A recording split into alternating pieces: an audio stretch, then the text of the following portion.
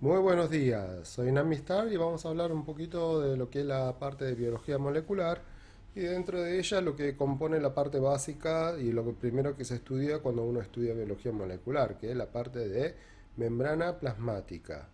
La célula, los componentes celular les comenté brevemente en la otra charla, mitocondria para generar la parte de energía que necesita la célula para poder mantener su estructura, ribosomas que intervienen en la parte de traducción de información genética que pasa de ADN a ARN, de ARN a proteína, interviene en la parte de ribosomal.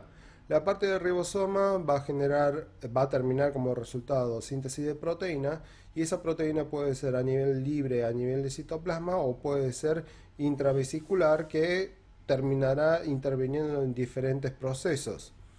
Después tenemos la parte de, y estos ribosomas que van a terminar generando enzimas intravesiculares terminan adheriéndose a la estructura llamada en retículo endoplasmático rugoso. La parte de núcleos, como pueden ver acá ustedes, contiene toda la información genética y además otras enzimas y otros procesos que van a ir sucediendo en caso de mitosis o meiosis, en la parte de expresividad, que el ARN de transferencia debe pasar por a través de la parte de poro nuclear, etcétera, etcétera. El complejo de Golgi o el cuerpo de Golgi tiene una forma de cis y otra parte de trans. Cis siempre está orientada hacia la parte del núcleo, que va a ser un centro de logística de la parte vesicular. El centriole sería como una raíz en donde le da el puntapié para que la parte de microtúbulos, que es un esqueleto de la parte de la célula, vaya creciendo a partir de este punto hacia su parte más distante. Después tenemos ribosomas libres para la parte de síntesis de proteínas que necesita a nivel de citosol. El retículo endoplasmático liso, que no contiene la parte de las proteínas que le dan el anclaje a la parte de ribosoma. El lisosoma es un acúmulo, es una vesícula con un pH muy ácido y contienen enzimas citosólicos que fueron sintetizados, y al fagocitar, cuando se produce una endocitosis y se fusiona con el lisosoma, cambia el pH, hace la activación de peptidasas, etcétera, y degrada ese producto. La célula más característica en este caso es el macrófago. El macrófago es un sistema, además que está presente en todo nuestro cuerpo y es un componente muy importante en la parte de la defensa de nuestro cuerpo. Fagocita bacterias o otro producto, trata de digerir a través del lisosoma y después a veces funciona como presentador de antígenos también, para darle información, darle el warning o alarma a la parte del sistema de defensa de nuestro cuerpo. El modelo clásico y lo que está aceptado hasta el momento es el modelo de mosaico fluido de la membrana plasmática. La membrana no es algo estático, sino siempre está en constante movimiento. Esta proteína transmembrana no es que está anclado en esta zona y no se mueve, sino está constantemente moviéndose de un lado al otro. Como pueden ver en este gráfico, en este esquema, esta es la parte interna, esto es la parte externa, ¿sí? Entonces, la parte externa también tiene glucósidos o hidratos de carbonos que están adheridos a los lípidos o puede ser a las proteínas. Entonces, ¿cuál es el uso o cuál es la funcionalidad que puede tener esto? Esto, en modo de ejemplo, la más fácil que ustedes pueden reconocer es lo que nos va a dar el grupo sanguíneo de cada uno de nosotros. Dependiendo de cantidad de azúcares que estén adheridos a nivel de las proteínas, el reconocimiento del grupo sanguíneo va a ser esto. Entonces también intervienen en la parte de complejo mayor de histocompatibilidad. O sea, nos da la identidad de cada uno de nosotros, la cantidad de hidratos de carbono que están ubicados acá afuera. Obviamente también puede dar la parte proteica por la secuencia de aminoácidos, etcétera. Pero gran parte del reconocimiento celular se da por hidrato de carbono. Después la parte de los lípidos, como ustedes saben, tiene un una cabeza fosforilada y después tiene la parte de los ácidos araquidónicos, dependiendo si tiene una patita dentro de su cadena saturada o la insaturada, va a tener una patita que sale para allá y o si no va a estar así bien largos. Después las proteínas transmembranas, puede que no sea transmembrana, sino tenga en la parte hemicapa externa o hemicapa interna por la funcionalidad que puede cumplir cada uno de ellos. Ahora vamos a entrar más en detalle en cada uno de los componentes básicos de lo que es la parte de la membrana. Vayamos a la parte de fosfolípidos. La parte de fosfolípidos, fíjense acá, esto es lo que le decía de la patita que le da como si fuese bailando al tango, le damos el gancho. Bueno, la parte de la insaturación le hace una estructura que le da este tipo de giro, este tipo de ángulo, en vez de ser algo derecho. Esto es muy importante porque esto, además del lípido de lateralización que puede ser en el modelo de mosaico fluido, esto hace también en rotación en su propio eje. Entonces, si yo tengo una patita abierta así y empiezo a girar, ocupo mayor espacio que este. Si yo pongo todos así con patitas largas uno al lado del otro, obviamente la libertad de movimiento de esto va a estar reducido. Entonces lo que nosotros decimos es, nosotros necesitamos consumir grasas insaturadas, no saturadas, sino insaturadas, para que nuestro sistema vascular pueda ser más sano. Viene de este lado.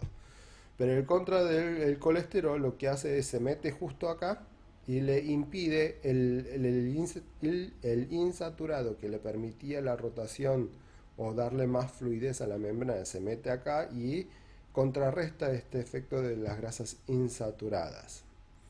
Estas son la parte de glicerofosfolípidos, el componente de glicero, y después le ponen la parte de ácido araquidónico, con lo cual forma todo esto. Hay varios tipos, pero no voy a entrar en detalle. Tengan en cuenta que esto, lo que están abajo, se puede utilizar para la síntesis de muchísimas cosas. Por ejemplo, la parte de prostaglandina, etcétera, obviamente necesitan materia prima de ácido graso insaturado para su síntesis, y la parte de ácido ciálico que esté adherido a la glucosa, todo esto es lo que le da la parte del grupo sanguíneo. ¿Sí? Entonces pasamos a la parte del segundo componente, que es la parte de proteínas. Fíjese que puede ser transmembrana, como pueden pasar, o está en la parte interna, o está en la parte externa. Todo tiene su función. Por ejemplo, si esto fuese la parte de un receptor, viene un componente proteico que se une a esto, le gatilla para que esta unión que está anclado de esta proteína se pueda liberar y empiece a ser activo. En cambio, puede pasar lo contrario, en desactivar o obligarle el anclaje de una proteína para que deje de funcionar. O sea, las proteínas tienen funciones muy importantes. Por ejemplo, ya les comenté la parte de como receptor, pero también estas estructuras pueden conformar canales o bombas. Bombas como por ejemplo el de sodio y potasio, que le saca tres átomos de sodio y mete 2 de potasio, con lo cual siempre el valor le da un valor negativo a nivel del sodio, a nivel intracelular, y valor positivo a nivel extracelular. El potasio es al revés, el potasio hay mayor concentración a nivel del intracelular y hay menor concentración a nivel extracelular. Relativo, ¿sí? Entonces, ¿de qué nos sirve eso? De cambiar la carga. Esto sirve para la parte de señalización intracelular, y que esta célula, dependiendo de qué tipo de célula sea, pueda dar alguna respuesta, pueda transmitir esa información dentro o recibirlo y dar respuestas correspondientes. Por ejemplo, si nosotros estamos pensando en la parte una célula muscular, lo que va a hacer es la despolarización. Si yo abro un canal, le permito que todo este sodio ingrese y el potasio O sea, hablemos de canales de sodio, ¿no? Por alguna causa, por un estímulo, la despolarización terminó abriendo canales de sodio. El sodio, por su gradiente, va a tender a entrar dentro de la célula.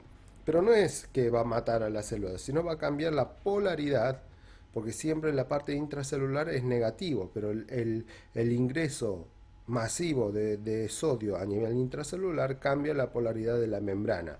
Esto desencadena diferentes cascadas de respuesta que va a terminar con la liberación de calcio a nivel del sarcómero. El acúmulo de calcio dentro de la estructura de reservorio de calcio, y eso hace como respuesta final la contracción del sarcómero del músculo, ¿sí? Entonces nosotros vemos como una respuesta de contracción.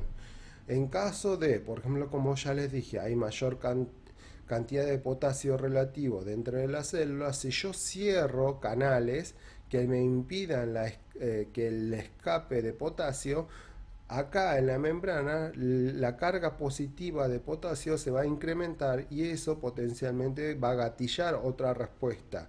Esto se observa en las células pancreáticas tipo beta para la parte de la liberación de insulina, ¿sí? Entonces las proteínas es un componente muy importante dentro de lo que es la naturaleza. En hidrato de carbono podemos ver esto, además de la parte de reconocimiento. Recuerden que la parte de hidrato de carbono tiene mucha atracción al agua. Por ejemplo, tenemos los proteoglucanos, están los condroitinsulfato, queratansulfato, ácido hialurónico. Ácido hialurónico ustedes saben muy bien que se utiliza a nivel estético como filler para la parte de tratamiento de rejuvenecimiento, para eliminar esas arrugas que no quieren los pacientes. ¿Por qué se utiliza eso? Porque la parte de la molécula de hidrato de carbono atrae mucha cantidad de agua, ¿sí? Y cuando ese acúmulo grande de hidrato de carbono se une con la proteína, se llaman de proteína, glucanos, ¿sí? Que tienen acetilglucosamina, glucosa, un montón de macromoléculas de distinta índole de hidrato de carbono para conformar una red grande de matriz extracelular que atrae mucha cantidad de agua, y a medida que nosotros envejecemos, la estructura, capacidad de génesis de esto se disminuye, con lo cual clínicamente vamos a observar como una red con mayor aparición de arrugas a nivel de nuestra piel, porque la estructura que sostenía se va reduciendo, y como la parte de la epidermis queda como redundante, termina formando surcos que clínicamente lo vamos a observar como arrugas. Bueno, hoy revisamos toda la parte de membrana plasmática, los tres componentes básicos de la membrana plasmática, que son los lípidos, proteína e hidrato de carbono. En la próxima clase vamos a adentrar más en la parte de otros organelas que existen dentro de la célula. Esto fue todo por hoy. La próxima los estaré esperando con otra cosa más interesante. Chao.